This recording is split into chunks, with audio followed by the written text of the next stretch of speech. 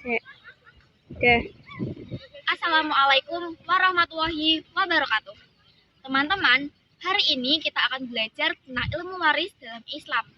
Waris bukan hanya sekedar soal harta, akan tetapi bentuk keadilan yang sudah diatur di dalam syariat.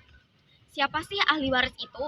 Ahli waris adalah mereka yang berhak mendapatkan harta peninggalan seseorang yang telah wafat. Namun ada syaratnya loh untuk mendapatkan warisan itu. Yang pertama adalah pewaris harus benar-benar telah meninggal dunia. Yang kedua, ahli waris harus masih hidup di saat pewaris telah wafat. Dan yang terakhir,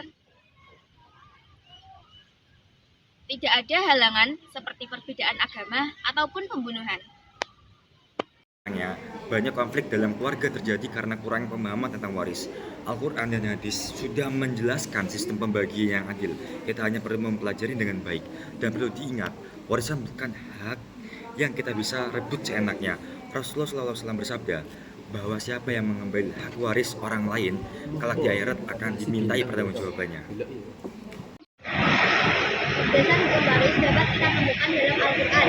Salah satunya Quran Surah An-Nisa ayat 9 yang memiliki arti Allah mensyariatkan bagimu tentang pembagian waris saat anak-anakmu. Dalam ilmu waris terdapat istilah gawi angkurun, yaitu ahli waris tetap seperti seperdua, seperempat, seperdelapan. Selain itu ada asabah, yaitu pembagian warisan ketika setelah bagian tetap diberikan. Sekarang aku akan membantu kalian memahami dengan visualisasi. Bayangkan ada seseorang meninggal yang meninggalkan istri dan dua anak perempuan. Maka pembagiannya, istri mendapatkan seperempat bagian, dua anak perempuan mendapatkan 2/3 bagian. Sisanya jika ada ahli waris lain jatuh kepada mereka sebagai asobet. Kalau jumlahnya melebihi 1 itu disebut tahun, kalau kurang dari 1 dalam praktik kita lebih sering menemukan kasus dakwah sobek. Misalnya seorang pria meninggal dunia meninggalkan ibu, istri dan 2 anak laki-laki. Maka pembagian harta yaitu ibu mendapatkan 1/6, lalu istri mendapatkan 1/8, sisanya 2 anak laki-laki sebagai asobet. Tapi jangan lupa, jika pewaris meninggalkan wasiat seperti 10% untuk panti asuhan, maka wajib ditunaikan lebih dahulu, maksimal 1/3 dari harta. Jadi, aku di sini, Sally, akan jelasin salah satu contoh kasus dari pembagian harta warisan. Seorang laki-laki meninggal dunia dan meninggalkan ahli waris, ibu, istri, 2 anak laki-laki dan 1 anak perempuan dengan total harta 120 juta. Langkah pembagian, ibu mendapatkan 1/6 bagian, istri mendapatkan 1/8 bagian. Sisa harta setelah ibu dan istri diambil dibagikan kepada anak-anak dengan aturan anak laki-laki 2 kali lipat dari anak perempuan. Perhitungan detail.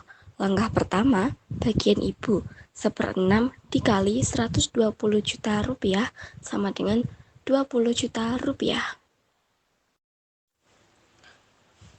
Langkah 2, bagian istri 1/8 dikali 120 juta rupiah sama dengan 15 juta rupiah.